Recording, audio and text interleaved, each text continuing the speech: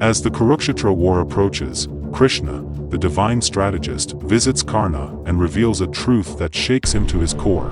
Karna is not the son of a charioteer but the eldest of the Pandavas, the rightful heir to the Kuru throne. He is the son of Kunti, born of the sun god, making him the elder brother of the very men he has vowed to fight. Krishna offers Karna a chance to join the Pandavas, to claim his rightful place as the eldest brother and the king. But Karna, bound by loyalty and honor, refuses. He tells Krishna, "When the world rejected me, Duryodhana embraced me. I cannot betray the one who stood by me when I had no one." This moment is the pinnacle of Karna's character, a man who rises above personal gain, choosing loyalty and honor over his own rightful place.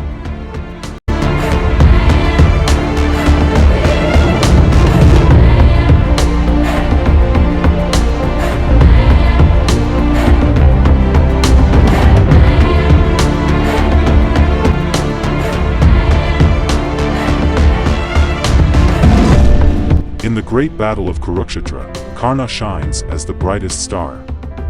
His skill, strength, and courage make him the backbone of the Kaurava army. Even Arjuna, his greatest rival, trembles before him. Karna fights not just with weapons but with the weight of his life's injustices, channeling every rejection and insult into unmatched ferocity.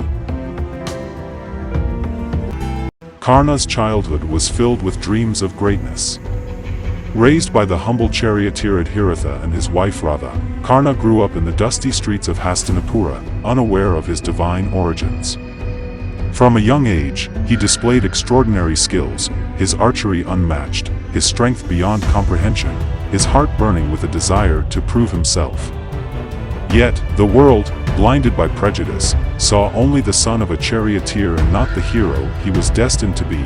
As a young man, Karna's ambition led him to the gates of the prestigious training academy of Dronacharya, the royal teacher of the Kuru princes. Standing before the revered guru, Karna bowed deeply, humbling himself. He spoke with unwavering confidence. "O revered master, I seek knowledge. Teach me the art of warfare, and I shall prove myself your most devoted student." But Dronacharya's eyes were cold, scanning the simple attire Karna wore. "What is your lineage?" he asked, his tone sharp. Karna hesitated, for he did not know the answer. "I am the son of Adhiratha, the charioteer," he replied with pride, for he loved his parents deeply. The hall fell silent. Dronacharya's lips twisted in disdain. "A charioteer's son cannot learn the art of war alongside kings and princes. Your place is not here, boy. Go back to where you belong." Karna's heart shattered. His dreams crumbled at his feet.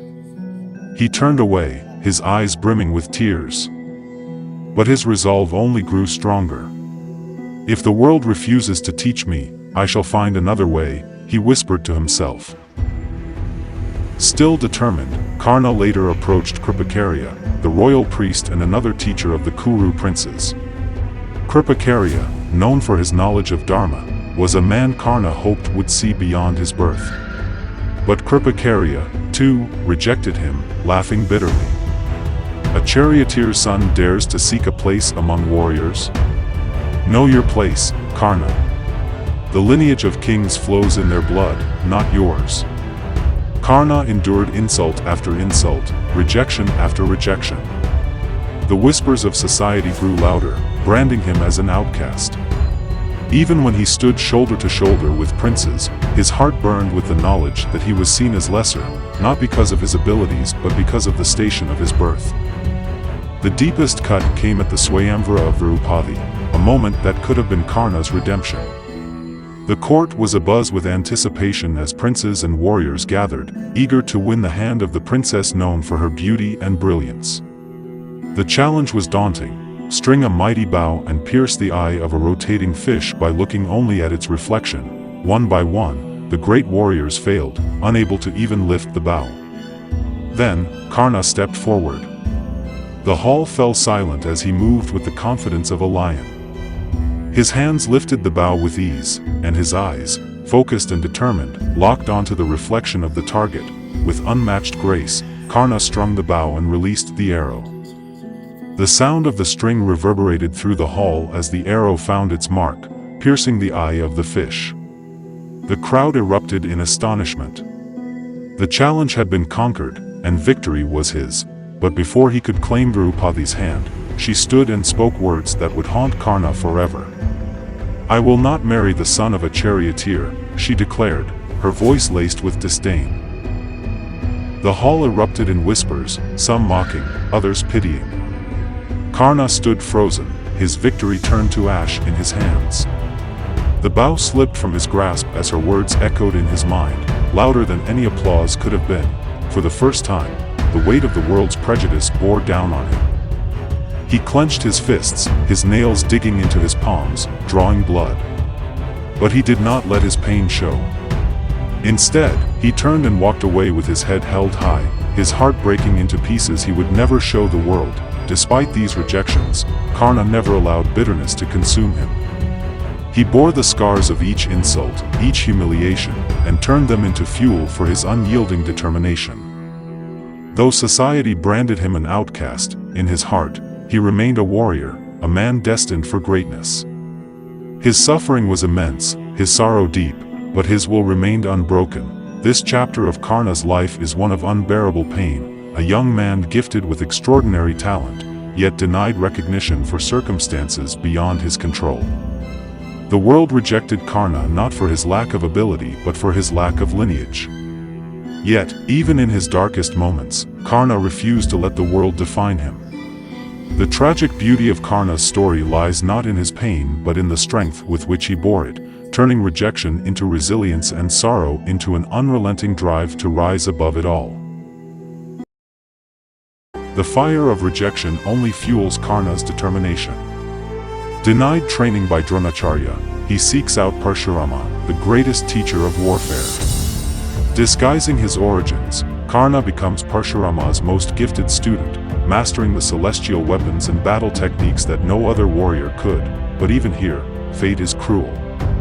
When Parushurama discovers Karna's true identity, he curses him, declaring that Karna will forget his greatest skills in his most critical moment. Though devastated, Karna accepts the curse with dignity, refusing to let even this break his spirit. Karna's unwavering willpower earns him respect, even from his enemies. When Duryodhana, the Kaurava prince, sees Karna's potential, he embraces him as a brother and makes him the king of Anga, elevating him to a status that no one else would grant. From this moment, Karna rises as a symbol of resilience. He earns the title Danveer, the ultimate giver, as he never denies anyone who seeks his help, even at great personal cost. His generosity becomes legendary, and his loyalty to Duryodhana is unshakable. On a quiet riverbank, the young princess Kunti stands under the golden light of the setting sun. Blessed with a divine mantra to summon the gods, she invokes Surya, the sun god, in a moment of youthful curiosity. To her astonishment, Surya appears, radiant and majestic, and bestows upon her a divine gift, a child.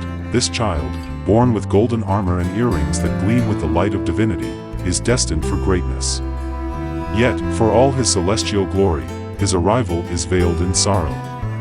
Kunti, bound by the shackles of societal norms, cannot keep him. With trembling hands and a heart heavy with grief, she places the infant in a basket and sets him afloat on the river, as the basket drifts away. Carried by the current of destiny, the infant's cries echo the tragedy of his fate, a hero abandoned before his first breath. The basket is discovered by a charioteer, Adhiratha, and his wife, Radha.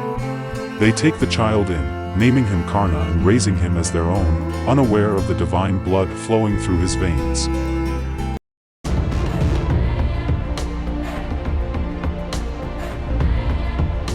In the great battle of Kurukshetra, Karna shines as the brightest star. His skill, strength, and courage make him the backbone of the Kaurava army.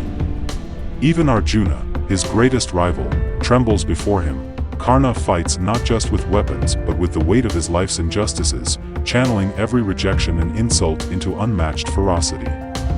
Yet, fate remains cruel. A result of Parushurama's curse. Bound by honor, Karna refuses to abandon the battlefield and meets his end at the hands of Arjuna. As Karna falls, the battlefield mourns the loss of a warrior who was greater than kings, greater than gods, a man whose spirit was unbreakable.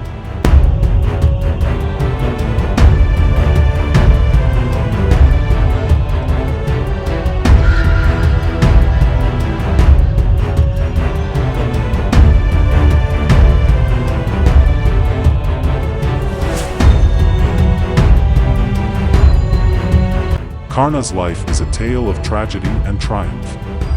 Rejected by the world for circumstances beyond his control, he rises to greatness through sheer will, proving that lineage does not define a man's worth. His generosity, loyalty, and resilience make him one of the most revered figures in the Mahabharata. Even Krishna acknowledges Karna's greatness, declaring, "Among all warriors, Karna shines brightest." He fought not just battles of war but battles of life.